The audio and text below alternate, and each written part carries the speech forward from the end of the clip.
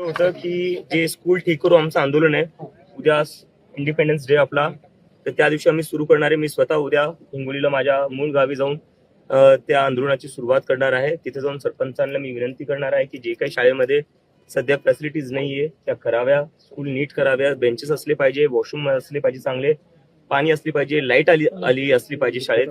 आणि असंच आम्ही जेवढी आमची टीम आहे सगळी देशभरात अशी प्रत्येक ते त्यांच्या गावी जातील आणि तिथे जाऊन सरपंचांना आणि गावकऱ्यांना रिक्वेस्ट करतील, कारण की आम्हाला सगळ्यांच्या सहभागाने करायचंय, सगळ्यांना सोबत घेऊन करायचं. आणि मला नक्की वाटतं की हा एक असा मुद्दा आहे, गावातल्या ज्या शाळा आहेत त्याच्यासाठी सगळा देश एकत्र येईल.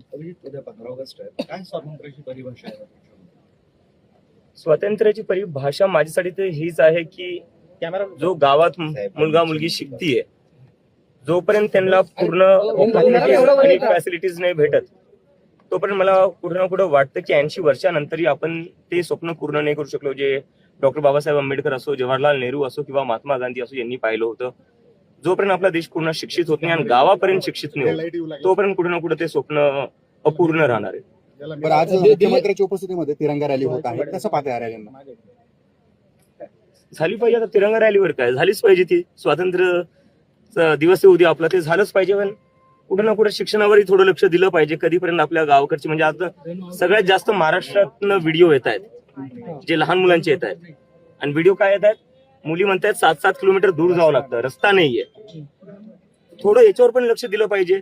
एक वेगळा प्रश्न आहे. सरन्यायाधीश सूर्यकांत यांच्या विरोधात आंदोलन करणाऱ्या हैदराबादच्या नालसर युनिव्हर्सिटी ऑफ इंडियाच्या विद्यार्थ्यांना देशभरात आता वकिलीसाठी नोंदणी करता येणार नाही. बार काउन्सिल ऑफ इंडियाचे अध्यक्ष मनन मिश्रा यांनी हा निर्णय घेतलेला आहे. काय तर फक्त त्यांनी आंदोलन केलंय सीजेआय.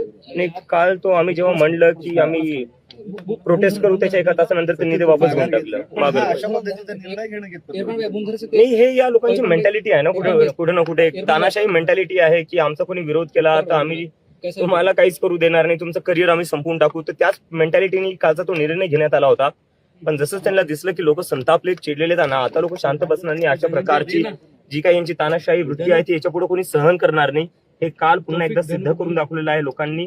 आणि जेनझीनी ज्या प्रकारे त्यांनी लगेच एका तासात हा निर्णय जो मागे घेण्यात आला, त्यावरनं आता मला वाटतं की सरकार कुठे ना कुठे समजायला लागली आहे की आता ही तानाशाही वृत्ती चालणार नाही जास्त. राजीनाम्याची मागणी होते काही कारणावरून, काय नक्की प्रकार?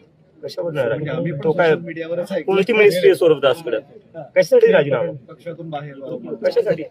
काय कॉन्ट्रोवर्सी आहे ते कळत नाही. सीजेपीची बैठक होती दिल्लीत, त्यावेळेस तुम्हाला हॉल उपलब्ध करून दिला होता, दबाव टाकला होता, नेमकं काय होतं? नाही, आम्ही 7-8 हॉल्स पाहिलेत पण कोणीच हॉल द्यायला तयार नव्हतं. कारण हे सांगत होते की तुम्हाला हॉल दिला तर आम्हाला आधीपासून धमक्या भेटल्या की हॉल द्यायचा नाही सीजेपीला. पण सकाळी त्यांनाही धमक्या येणं सुरू झालं की जर तुम्ही सीजेपीचा आज कार्यक्रम इथं होऊ दिला तर तुम्हाला उलट टांगू आम्ही. तर अशा प्रकारच्या दडपशाही धमक्या हे तर म्हणजे काही नवीन नाहीये. आपण बघतोय मागच्या 10-12 वर्षात हेच चालू आहे. पण किती आवाज दाबायचा प्रयत्न जरी केला, आवाज दबत नसतो. Okay sir, thank you.